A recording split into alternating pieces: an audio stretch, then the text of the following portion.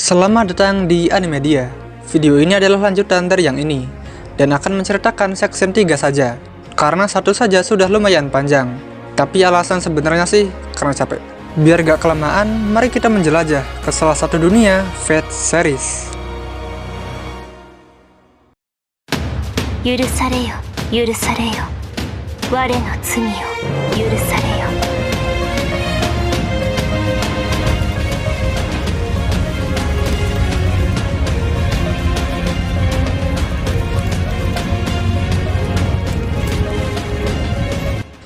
Keesokan harinya, mereka mulai berangkat untuk mencari info tentang Masu. Dalam perjalanan, Fujimaru dan Da Vinci membicarakan langit di Lost Belt 6 tidak sebiru langit di dunia mereka. Itu membuat Arturia lebih kagum dan semakin penasaran dengan dunia mereka. Setelah itu, pencarian dimulai. Mereka akan berpura-pura menjadi peri, mengamati keadaan dan ikut mendengar gosip. Tapi pada akhirnya ketika mereka kembali ke markas, Arturia kelelahan, Da Vinci muak, dan Tristan depresi, karena mereka hampir tak mendapatkan apapun. Mereka datang di tahun-tahun ketika anak ramalan muncul. Jadi orang-orang yang mereka temui membicarakan anak ramalan yang saat ini sedang booming. Ujung-ujungnya mereka malah disuruh beli merchandise anak ramalan. Tapi itu membuat rombongan Da Vinci semakin penasaran seperti apa anak ramalan tersebut, dan berharap bisa bekerja sama dengannya. Sementara Arturia hanya diam. Kemudian terdengar suara di pintu masuk, dan yang datang adalah Oberon. Dia menjelaskan jika Chaldea akan mengandalkan anak ramalan, maka dia akan ikut bergabung. Karena dia buruk dalam bertarung, dan keahliannya adalah membuat orang marah, meskipun dia pembawa damai. Sedemikian sehingga dia akan menunjukkan sisi baik Arturia. Fujimaru bertanya apa maksudnya. Karena sepertinya Arturia belum memberitahu mereka, Oberon memberitahu bahwa Arturia adalah anak ramalan tersebut. Dan dia juga memiliki nama yang sama dengan Raja Arthur. Tapi Da Vinci meragukannya, karena energi magisnya lebih rendah dari rata-rata peri. Arturia membenarkan itu, dan dia minta maaf karena meskipun punya tongkat seleksi, dia tidak punya tekad untuk melawan ratu, bukan keturunan peri klan, dan tidak punya banyak energi magis. Dia harus membunyikan 6 lonceng, tapi bahkan tidak bisa mendekati 1 lonceng pun.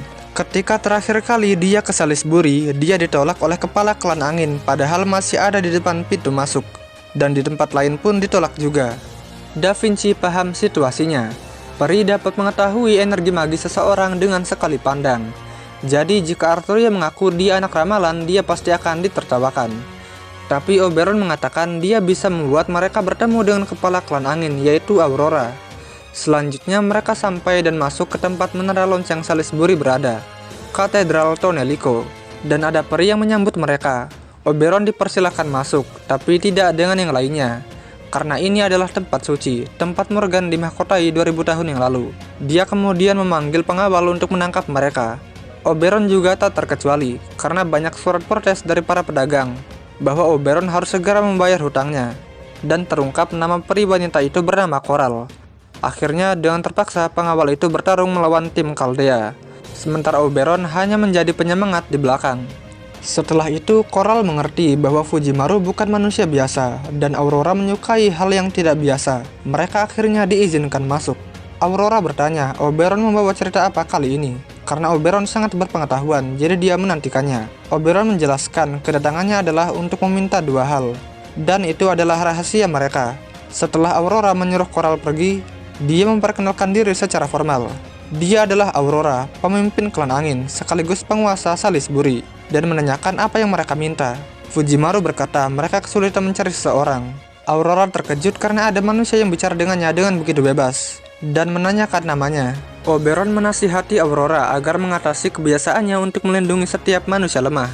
Karena kalau diteruskan akan ada semakin banyak manusia yang tinggal di Salisbury. Dan Oberon memperkenalkan bahwa Fujimaru adalah Master Chaldea, dan 2 orang di belakang bukan peri, tapi servan. Da Vinci menegurnya, tapi Oberon bilang tak masalah, karena Aurora juga berniat mengubah keadaan kerajaan walau tak mengatakannya. Selama 2000 tahun kekuasaan Morgan, dia telah banyak melihat banyak hal, dan ingin aturan Morgan berakhir. Dan Fujimaru datang untuk mengalahkan Morgan. Adapun yang terjadi setelah itu bukan urusan mereka, kata Oberon. Setelah beberapa kata singkat, Aurora mengatakan bahwa Fujimaru bisa menggunakan mata klan angin di kota-kota lain seperti Oxford, Gloucester, New Darlington, dan Camelot, kecuali Norwich. Dia tak bisa menghubungi klannya di sana. tapi akan tetap membantu dan meminta mereka untuk memberitahu Coral ciri-ciri orang yang dicari. Untuk saat ini kerjasama mereka harus dirahasiakan. Kalau Morgan tahu, dia bisa membantai seluruh klan angin. Arturia bertanya apakah Aurora tidak bisa mengalahkan Morgan, dan Aurora menjawab tidak bisa. Menurut ramalan Ansel, yaitu pembuat ramalan ini, hanya anak ramalan saja yang bisa mengalahkannya, tapi sampai sekarang belum muncul. Oberon bilang dia akan memperkenalkan seorang peri, dan mendorong Arturia untuk maju ke depan, dan menjelaskan bahwa dia adalah anak itu. Aurora mengira itu hanya bercanda, tapi Oberon bilang Arturia terlambat berkembang, dan dia masih belum yakin kalau dia anak ramalan, dan meminta Aurora memberi persetujuan seperti membunyikan bel. Tapi Aurora menolaknya, karena lonceng itu adalah suara klan angin, dan simbol pengakuannya. Meskipun Arturia punya tongkat seleksi, Ainsel, kepala klan cermin yang tahu artinya menghilang dan klannya juga tak terlihat. Jadi dia sendiri yang akan menilai apakah Arturia pantas menjadi seorang raja. Aurora kemudian memberi mereka misi. Jika bisa menyelesaikannya, dia akan memberikan lonceng itu. Misinya adalah membersihkan arus Morse yang melanda kota Norwich, yang bahkan Morgan pun tak bisa menghilangkannya. Setelah diskusi singkat, mereka memutuskan untuk memprioritaskan menemukan Masu. Sementara Oberon berniat mencari tahu apa yang terjadi di Norwich. Tak lama kemudian, Blanca kembali. Rupanya setelah Blanca menyelidiki wilayah utara, ada anak ramalan lain yang muncul di sana. Masalahnya terletak pada siapa yang akan dipercaya para peri. Tapi sisi positifnya, Arturia dan Fujimaru akan aman untuk sementara, karena perhatian Morgan akan tertuju pada anak ramalan palsu di utara. Pada akhirnya setelah kembali, Arturia dipenuhi banyak pikiran dan pergi istirahat, sedangkan rombongan Fujimaru pergi ke atas untuk mendiskusikan rencana. Tak diragukan lagi, Arturia adalah Raja Arthur di Lost Belt ini. Dan untuk mengawali diskusi, Da Vinci menceritakan kembali legenda Raja Arthur di dunia mereka. Singkatnya, karena kekaisaran Romawi runtuh, kekuatan Inggris memudar, dan salah satu raja suku memecah persatuan dengan raja suku yang lain. Namanya adalah Vortigern. Dia mengundang suku Saxon untuk menyerbu dan membuat Inggris kacau balau. Uther wafat dalam pertempuran melawan Vortigern, dan Inggris masuk ke abad ke-8. Tapi Merlin selaku penasihat Uther mengatakan pengganti Uther telah dipilih, dan siapapun yang mencabut pedang dari batu adalah Raja Inggris berikutnya. Dan anak Raja Uther yang dibesarkan sebagai pengawal berhasil melakukannya, dan jadi raja berikutnya. Dia menyatukan para bangsawan, dan menang 12 kali berturut-turut melawan Saxon. Dia kehilangan Caliburn karena tipu daya Morgan, tapi diberi penggantinya oleh para peri. Itu adalah Excalibur, yang bahkan bisa mengalahkan ancaman terhadap planet. Setelah pertempuran penentuan melawan Vortigern, dia membangun Camelot dan membentuk kesatria meja bundar. Setelah perselingkuhan Lancelot dan Guinevere terbongkar, mereka mulai berantakan. Dan Mordred memberontak saat Raja Arthur pergi ke Romawi dan memuncak di Perang Camlan. Setelah Arthur wafat, pedangnya dikembalikan ke peri, dan jenazah Arthur ditempatkan di Avalon. Dengan semua itu, Arturia Sebar dan Castor punya banyak kesamaan, baik wajah, nama, dan nasibnya.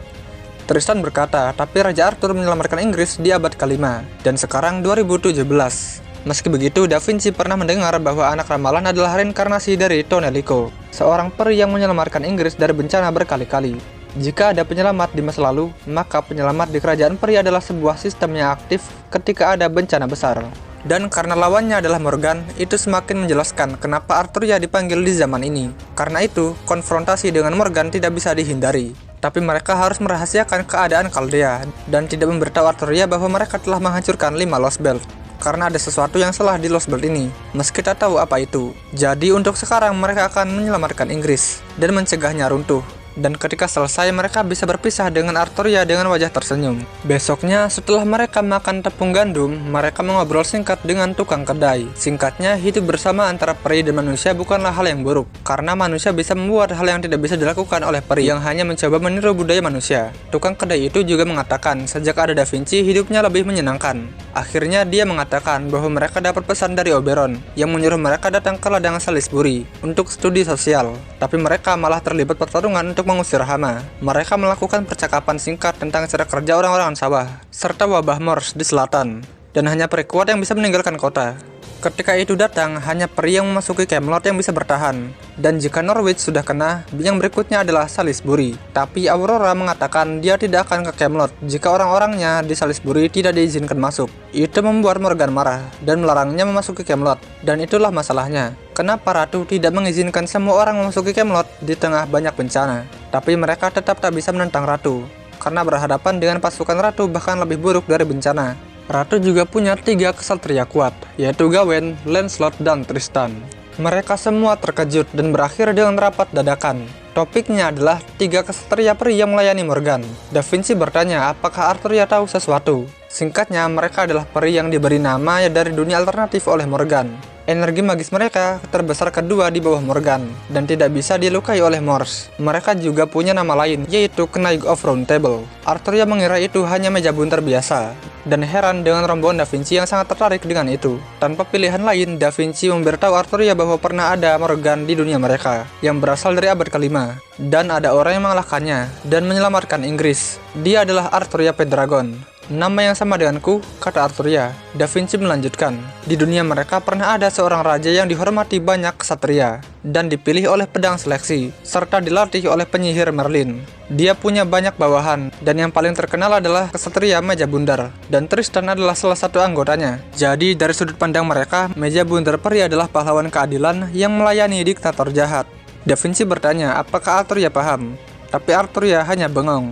Dan setelah membeku, Arthurian mulai menyuarakan kekagumannya dan semakin yakin bahwa dia adalah anak ramalan. Tristan yang merupakan salah satu meja bundar menurutnya sangat keren. Dia bertanya apakah Tristan haus darah seperti Tristan peri, karena di sini Tristan adalah pembantai kejam yang membunuh 400.000 peri. Tapi menurutnya, cara bertarung Tristan yang ini berbeda, sangat tenang dan bermartabat. Dia senang Tristan yang ini menaruh kepercayaan padanya. Setelah percakapan itu, Arthurian dipenuhi banyak pikiran lagi. Sementara Da Vinci dan Fujimaru mengambil kesimpulan, karena namanya sama, mungkin akan ada kesamaan. Tristan akan memiliki Valnaug, dan Lancelot memiliki Arnlaig.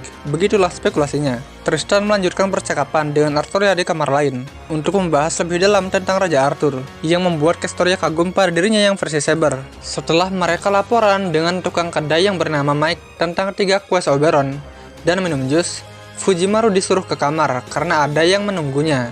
Rupanya dia adalah Coral yang mengapresiasi pekerjaan mereka di ladang. Kemudian memberitahu bahwa 3 hari yang lalu ada manusia yang ditempatkan di peternakan barat. Mungkin orang yang dicari Fujimaru ada di sana. Mereka juga akan menyiapkan beberapa tentara di luar Salisbury sebagai pemandu, karena peternakan ada dalam pengawasan ratu.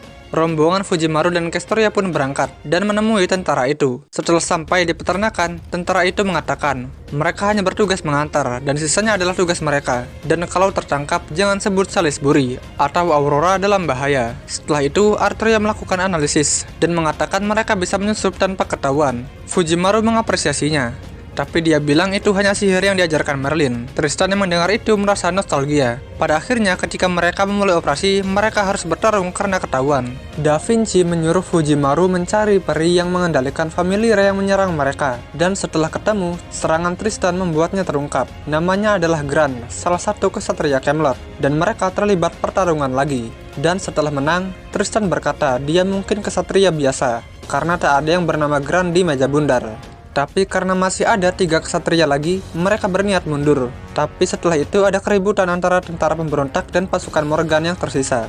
Karena kebetulan diselamatkan, mereka harus segera melanjutkan pencarian Masu. Selagi para tentara itu melawan ksatria peri, terungkap bahwa nama para prajurit itu adalah prajurit tentara meja bundar. Mereka hanya perlu membuka satu kunci, dan para prajurit itu yang membuka sisanya. Pada akhirnya mereka tak menemukan Masu di sana, tapi setidaknya Masu masih belum terungkap. Setelah para prajurit itu mengalahkan ksatria peri dan membebaskan tahanan, mereka berbicara dengan rombongan Fujimaru. Rupanya mereka bisa terbentuk karena harapan bahwa anak ramalan pasti akan muncul. Dan tugas mereka adalah membantunya jika saatnya tiba, dan mengajak Fujimaru dan yang lainnya untuk ikut bergabung mengawal orang-orang yang berhasil keluar. Tapi Fujimaru menolaknya karena harus menemukan Masu.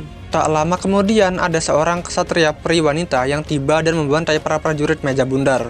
Itu adalah ksatria peri Gawain, tangan kanan ratu, dan dia tahu bahwa Fujimaru adalah master dari Panhuman, dan Morgan menyuruhnya menangkapnya jika ada kesempatan, dan pertempuran terjadi. Setelah pertempuran, Gawain merasakan tatapan benci dari Arthurian. Mereka mungkin pernah bertemu sebelumnya, tapi Gawain tak ingat, dan menganggap Arthurian sebagai anak kecil. Arthurian semakin marah. Tapi setelah itu, Tristan menjebak Gawain dengan tali sihirnya. Dia berniat menahannya di sini dan menyuruh Da Vinci serta Arthurian untuk membawa Fujimaru kabur keluar kota. Tristan sendiri sudah siap mati di sini. Tapi jika berjalan lancar, dia bisa menggunakan kartu trafnya dan mereka bisa bertemu lagi. Dia kemudian berkata pada Arthurian, "Pergilah rajaku, perjalananmu baru dimulai. Arturia terdiam sesaat. Selama pertempuran, Tristan berhasil mengikat Gawain dengan menggunakan beban seluruh kota yang dia ikat dengan sihirnya. Tapi akhirnya Tristan berhasil dikalahkan dan menghilang. Gawain menyuruh prajuritnya untuk mengejar rombongan Fujimaru karena dia sedang mati rasa sehabis melawan Tristan. Di tengah kejaran oleh para peri, rombongan Fujimaru bertemu Oberon lagi yang datang untuk menyelamatkan mereka. Dia datang dengan seorang peri yang tampak seperti kuda. Gawain yang melihat mereka kabur dengan kereta kuda memutuskan untuk tak mengikuti mereka karena rombongan Gawain akan kembali ke Camelot, sementara mengejar mereka akan diserahkan pada yang lain. Para prajurit mengatakan kalau Lancelot yang mengejar mereka pasti akan dihancurkan dalam sekejap. Setelah percakapan singkat lagi, mereka membantai para tahanan yang kabur. Di sisi lain, Anis menuju ke utara dan hampir sampai di Gloucester bersama 3 peri yang tampak seperti goblin yang bernama Rob, Weg, dan Winky. Awalnya Rob berniat membuang senjata dan barang-barang milik Anis, tapi tak jadi karena takut Anis akan menangis lagi. Mereka kemudian membicarakan tentang kegagalan di Camelot 10 hari yang lalu. Ada preman yang mengacau di sana dan mau memenggal kepala Morgan, tapi kabarnya peri Gawain dan Tristan tidak bisa menghentikannya. Tapi akhirnya preman itu dijatuhkan oleh peri Lancelot setelah pertempuran udara yang kacau. Anis yang mendengar itu merasa sakit kepala dan bertanya tentang 3 peri itu. Singkatnya, mereka adalah kesatria peri meja bundar, pelindung kerajaan. Tapi di tengah percakapan ada anjing hitam yang mendekat. Dan setelah Anis mengalahkannya, mereka mengira Anis adalah anak ramalan. Karena selain cantik, dia juga punya baju besi dan kekuatan yang hebat. Kecuali Winky, yang takut jika ada yang mendengar pembicaraan mereka, Anis akan ditangkap. Dan bersambung. Like jika suka video ini. Jika ada saran, masukan, rek, atau apapun, silahkan komentar dan subscribe bila perlu. Bye-bye.